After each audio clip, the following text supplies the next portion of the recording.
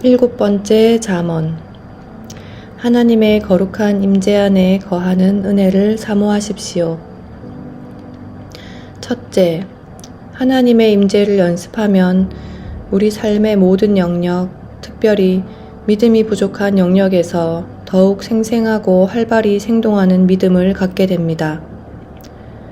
이렇게 살아가면 시험을 받을 때 필요한 은혜와 세상과 불가피하게 접촉해야 하는 일상에서 필요한 갖가지 은혜를 어렵지 않게 받을 수 있습니다. 그리고 이 연습은 하나님께서 언제나 어디서나 우리와 함께 하신다는 것을 믿는 믿음으로 행하는 것이므로 반복하면 할수록 그 믿음이 더욱 강해지며 이 연습을 통해 믿음으로 행하는 것에 익숙해진 영혼은 하나님을 기억하는 것만으로도 하나님의 임재를 실제로 보고 느낄 수 있고 아주 쉽고 간단하게 필요한 것들을 구하고 얻을 수 있습니다. 또 그렇게 함으로써 천국에서 이미 하나님의 임재를 완벽하게 체험하고 있는 사람들의 상태와 매우 비슷해질 수 있습니다.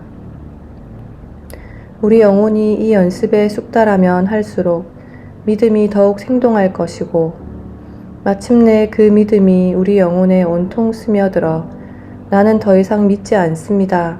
보고 체험합니다. 라고 말하는 상태에 이르게 될 것입니다. 둘째, 하나님의 임재를 연습하면 우리의 소망이 더욱 굳어집니다.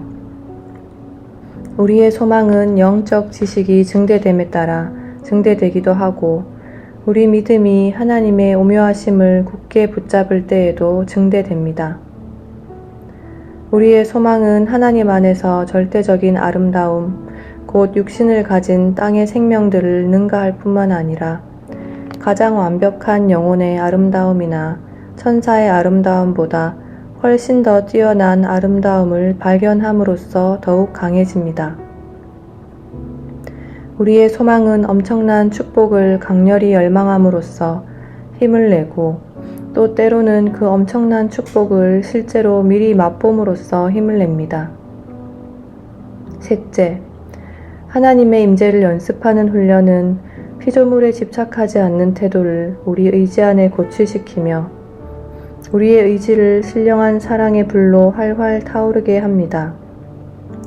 이 신령한 사랑의 불은 소멸하는 불이신 하나님께로부터 나온 것이므로 하나님께 대항하는 모든 것들을 죄로 바꾸어 버립니다.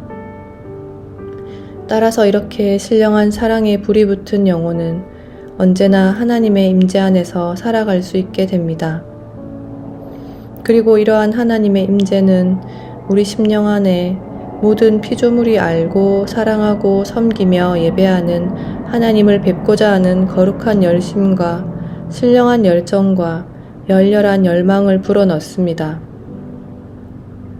넷째, 하나님의 임재 연습을 하며 내적으로 하나님을 응시할 때 우리는 하나님과 진정으로 친밀해집니다.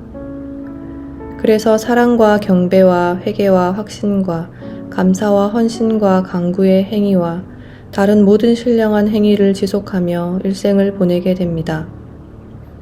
이 모든 행위들은 한 번 했다가 마는 그런 행위가 아니라 지속적인 행위로 바뀌게 됩니다. 우리의 영혼이 항상 하나님의 거룩하신 임재 안에 거하기 때문입니다. 저는 이러한 상태에 도달한 사람들이 그리 많지 않다는 것을 알고 있습니다. 사실 이 상태에 도달하는 것은 하나님께서 소수의 선택된 영혼들에게만 허락하신 특별한 은혜입니다. 이처럼 단순하고도 지속적으로 하나님을 응시하는 것은 결국 하나님의 넉넉하신 손에서 나오는 선물이기 때문입니다. 그러나 하나님께서는 이러한 선물을 받기 위해 스스로 준비하는 영혼들에게 대부분 그 선물을 기꺼이 허락하십니다. 이 신령한 훈련을 자발적으로 시작하려는 모든 사람들이 이 말씀에서 위로와 힘을 얻기를 소망합니다. 그리고 설령 하나님께서 이런 특별한 은혜를 허락하시지 않는다 해도 적어도 우리는 하나님의 일반적인 은혜의 도움을 받아 하나님의 임재를 부단히 의식하는 연습을 함으로써 하나님의 임재를 체험하는 것에 매우 근접한 기도의 상태에 도달할 수 있을 것입니다. 하나님 임재 안에 거한 사람, 로렌스 형제를 기리며. 이것은 보포르 수도 원장이 로렌스 형제의 죽음을 기리며 낭송한 송덕문입니다. 나중에 그는 여러 사람들의 요청으로 이 송덕문과 평소 수집해 놓았던 로렌스 형제의 편지들, 그와 직접 나누었던 대화 내용을 기록한 대화록을 책으로 묶어 출판하였습니다. 이로써 로렌스 형제의 삶과 기도가 세상에 처음 알려지게 되었습니다. 신실하게 행하는 종의 겸손함으로 하나님 임재 안에 거한 사람. 그의 이름은 니콜라 에르망. 우리는 심히 부족하지만 하나님께서는 여전히 팔을 뻗어 자비를 베푸십니다. 이는 성경이 가르치는 일관된 진리입니다. 하나님의 은혜의 능력은 초대교회 당시나 오늘이나 동일합니다. 하나님께서는 모든 시대의 모든 사람들이 거룩한 삶을 살기를 바라십니다. 하나님께서는 위대하고 강하신 주님께 합당한 예배를 기꺼이 드리며 거룩한 삶의 모범을 보임으로써 다른 사람들의 본이 될 수 있는 사람들을 언제나 찾고 계십니다. 이들은 성령의 첫 열매를 간직할 뿐 아니라 다른 사람들에게도 성령을 전하여 성령께서 그들 안에 살게 합니다. 오늘 우리가 이 자리에 모인 것은 맨발의 까르멜 수도회의 로렌스 형제의 삶을 기리기 위해서입니다. 그는 그리스도인의 모든 덕을 신실하게 실천하는 훌륭한 본을 보이며 하나님께서 받으시기에 합당한 모든 영광을 하나님께 돌리게 하였으며 아울러 모든 그리스도인들을 소생시키기 위해 하나님께서 우리 때에 일으키신 사람이었습니다. 수도 생활을 시작하기 전 그의 이름은 니콜라 에르망이었습니다. 그의 양친은 모범적인 삶을 사는 올곧은 신자들로 그가 어렸을 때부터 하나님을 경외하는 마음을 심어주었습니다. 그들은 그를 도덕적으로 양육하는 데 특별한 관심을 쏟았으며 복음을 따라 거룩한 원칙들을 가르쳤습니다. 로렌 지방의 에르메닐에서 태어난 그는 몇 차례의 전투에 참가했는데 하나님께서는 그가 군대에 있는 동안에도 은총과 자비를 베풀어 주셨습니다. 한 번은 니콜라가 프랑스로 진격해오는 독일 군대에 포로로 잡혔습니다. 그는 그런 불안한 상황에서도 인내와 평정심을 잃지 않았습니다. 그들은 니콜라를 스파이라 생각하며 교수형에 처하겠다고 위협했습니다. 그러나 그는 스파이가 아니라고 항변하는 한편 죽을 만한 죄를 짓지는 않았지만 죽을 준비는 되어 있다고 대답했습니다. 그 말을 들은 독일 군대의 장교들은 그를 풀어주었습니다. 얼마 후에 스웨덴 군대가 로렌 지방을 침입하여 랑베르빌레라는 작은 마을을 공격했습니다. 니콜라는 그 전투에서 부상을 입었으며 이때의 부상으로 일평생 한쪽 다리를 절게 되었습니다. 은둔자의 삶. 이 사건을 계기로 니콜라는 군대를 떠나 예수 그리스도의 기치 아래 거룩한 삶을 살기 시작했습니다. 그가 군대를 떠난 것은 경솔한 헌신을 갈망하는 알맹이 없는 열정 때문이 아니었습니다. 그가 하나님께 온전히 헌신하고자 하는 마음을 갖고 과거의 행실을 개선하려는 의지를 갖게 된 것은 바로 참된 신앙심 때문이었습니다. 그가 거룩한 삶을 살도록 미리 작정하신 위로의 하나님께서 세상의 자랑거리가 실로 덧없다는 것을 깨닫게 해주시는 한편 그의 마음을 어루만지시어 하늘의 것들을 사모하는 마음을 주셨던 것입니다. 그러나 그가 처음부터 이런 은혜의 길에 완전히 매료된 것은 아니었습니다.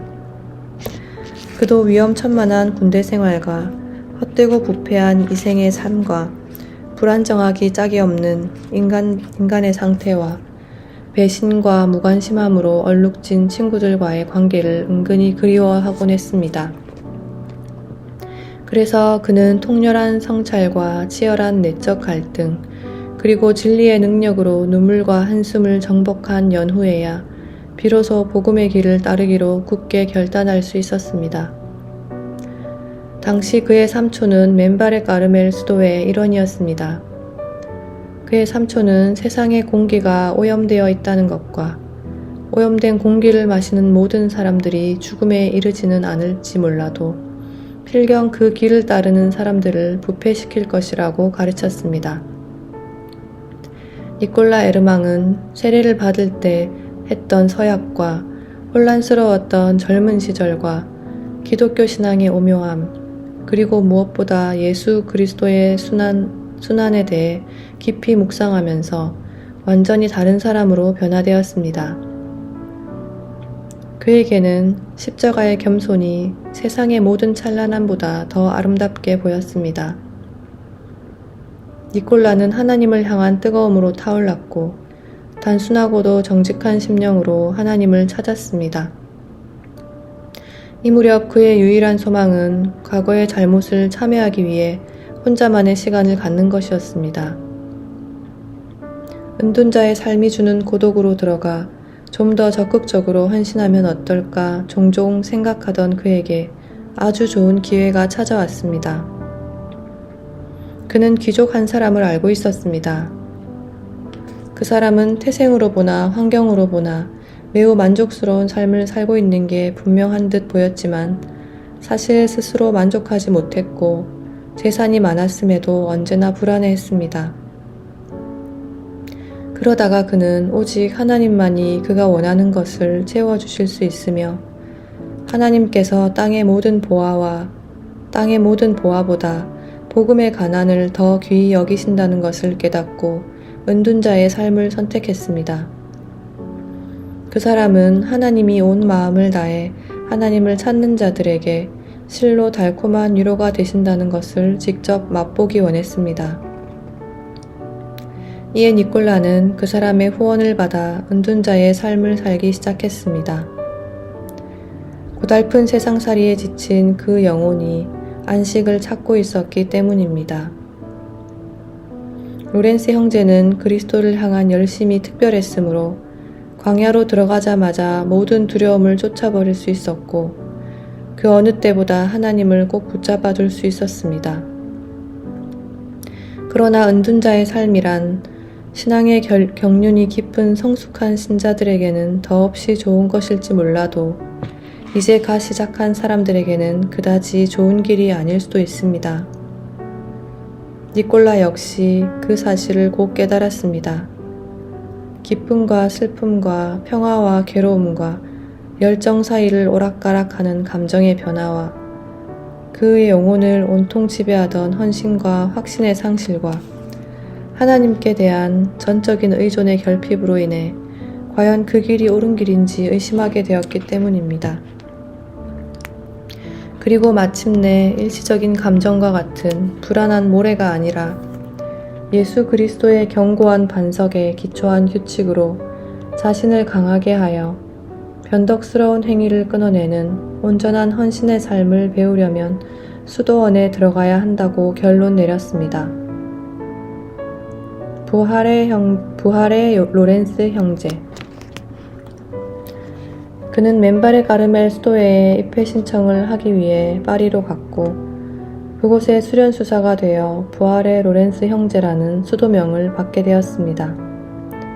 그는 수련 시간 초기부터 수도 생활의 규칙을 착실히 이행했습니다. 특별히 그는 기도에 전념하였습니다.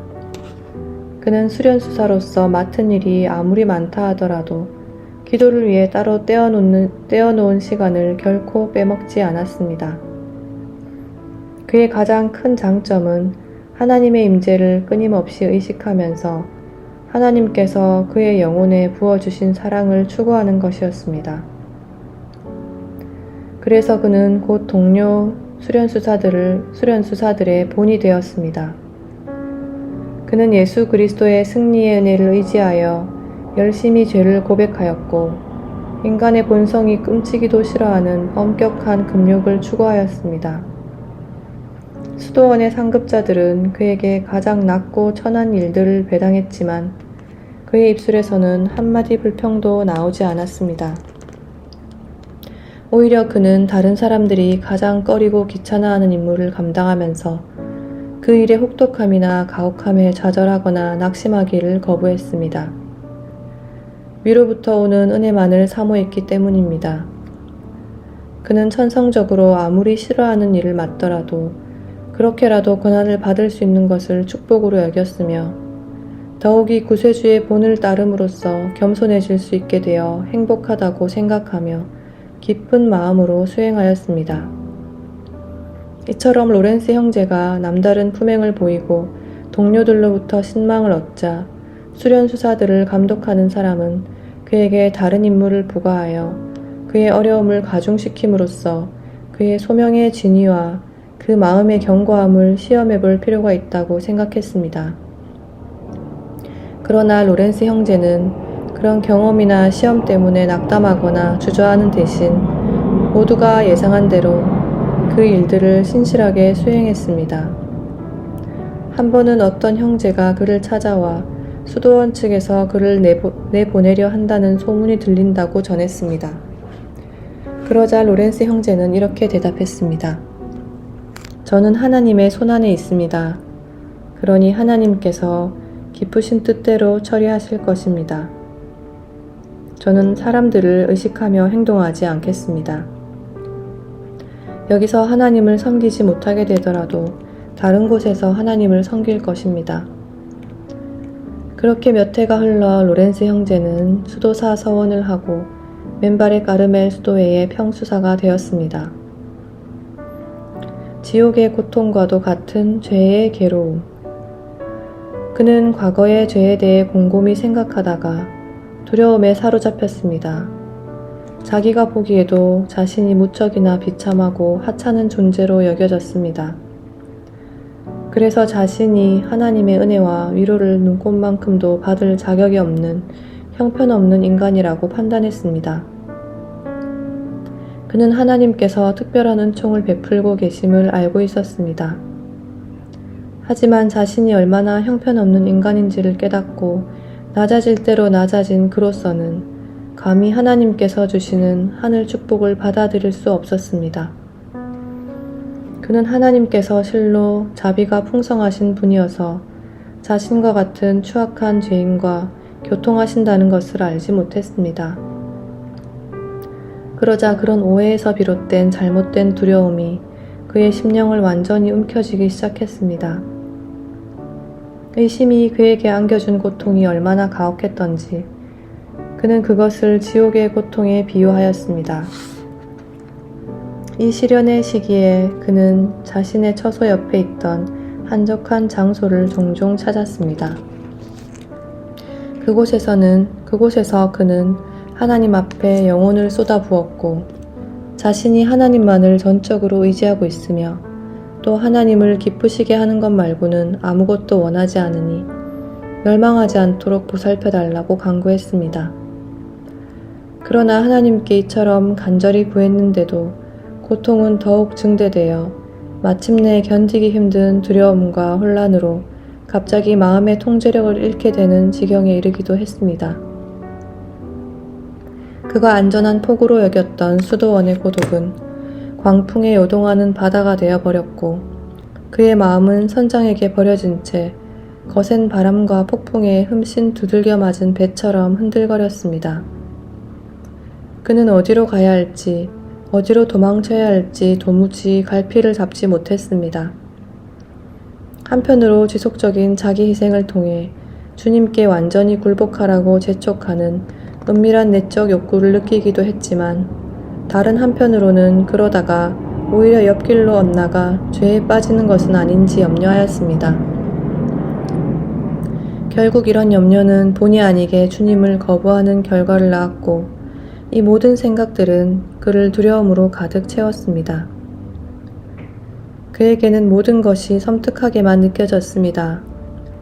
그의 영혼은 쓰라림과 어둠의 나락으로 깊이 추락하여 땅에서든 하늘에서든 아무 위로를 얻지 못했습니다. 이렇게 고통스러운 상황은 하나님께서 측량할 수 없는 하늘의 보화를 베푸시기 전 자신의 참된 종들을 시험하기 위해 종종 사용하시는 방법입니다. 하나님께서 로렌스 형제에게 허락하신 일이 바로 그런 일이었습니다. 우리는 이 시련의 시기 동안에 그가 보인 인내와 아름다움과 절제와 견고함과 마음의 평정을 상상할 수 없습니다. 왜냐하면 그는 행위나 자신에 대한 생각 모두 겸손함으로 일관하였고 자신을 하잘것없는 존재로 간주하여 고난과 굴욕을 당하는 것을 진정으로 귀하게 여겼고 또 주님의 잔만을 구하여 그 쓴 잔을 달게 마셨기 때문입니다. 하나님께서는 그가 회심 초기에 느꼈던 기름 부음의 일부라도 간직할 수 있게 허락하실 수도 있었지만 그렇게 하지 않으셨습니다. 그렇게 지속된 두려움과 괴로움은 10년가량 그를 놓아주지 않았습니다. 기도를 해도 기쁨이 없었고 온갖 고통을 감내해도 영혼의 두려움과 괴로움이 누그러지지 않았습니다. 그의 삶은 날로 견디기 어려워졌고 그의 영혼은 극단적인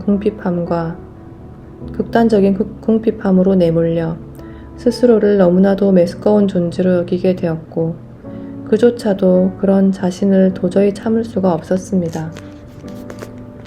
오로지 믿음만이 그를 지탱해주는 버팀목이었습니다.